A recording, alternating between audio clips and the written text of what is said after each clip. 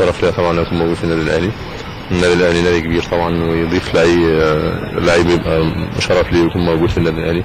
والحمد لله الواحد بيجتهد وبيخلص، ودام في حب من اللي حواليك، حب في الجهاز الفني، حب من اللعيبه، وفي تعاون، وفي جماهير بتعشق النادي وبتحب النادي باخلاص، وفي مجلس اداره محترم. انا انسان بسيط جدا. الاسم محمد ابو تريكه، تاريخ ميلاد 17/78، حصل على ليسانس اداب قسم تاريخ جامعه القاهره.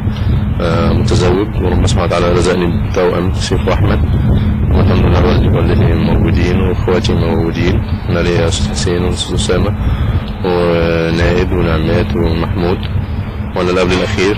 فدي الحمد لله يمكن بطاقتي الشخصيه والحاجه اللي الناس تعرفها كلها.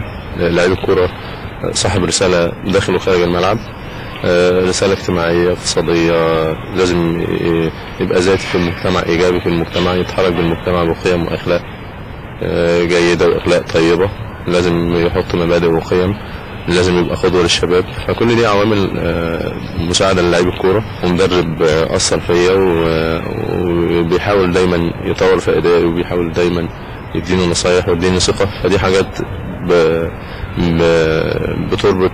بتربطني بيه وبتخلي العلاقه قويه جدا، وعلاقه محترمه جدا ما بين اي لعيب والمدرب بتاعه.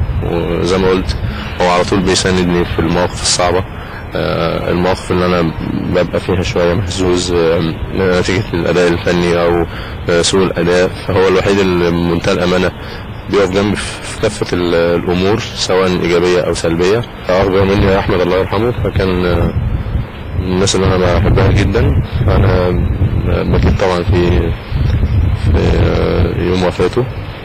وكمان عمي الله يرحمه عم عيد كان برضه من الشخصيات اللي انا بحبها جدا، وبرضه هو كان بعد احمد بفتره. فهو الممثلين دول اللي انا يعني بكيت فيهم بحراره. يعني النادي الاهلي طبعا نادي كبير، وكان متمسك بيا الحمد لله لدرجه كبيره. فانا لازم ابقى يعني معترف بالجميل ورد جميل للنادي اللي اداني اسمه وشهرته واداني حب الناس. فاعتقد الحمد لله ان الامور دلوقتي خير ما يرام. انا جددت مع النادي الحمد لله، والفكره ان لو جه عرض مناسب وفرصه تضيف ليا وتضيف للسجل التاريخي في لعيب الكوره كمحترف، الجمهور النادي الاهلي طبعا زي ما هو عودنا طبعا وعود الفرقه ان هو يساند الفرقه وفي كافه الاحوال. واعتقد ان شاء الله بفضل ربنا سبحانه وفضل الجمهور الكبير اللي بيحرك الصخر، النادي الاهلي بيجيب بطولات، وان شاء الله نحافظ على البطولات، وان شاء الله يكون عندنا حسن ظنهم سواء في البطولات او في الاداء، والمكسب على طول ان شاء الله يعني.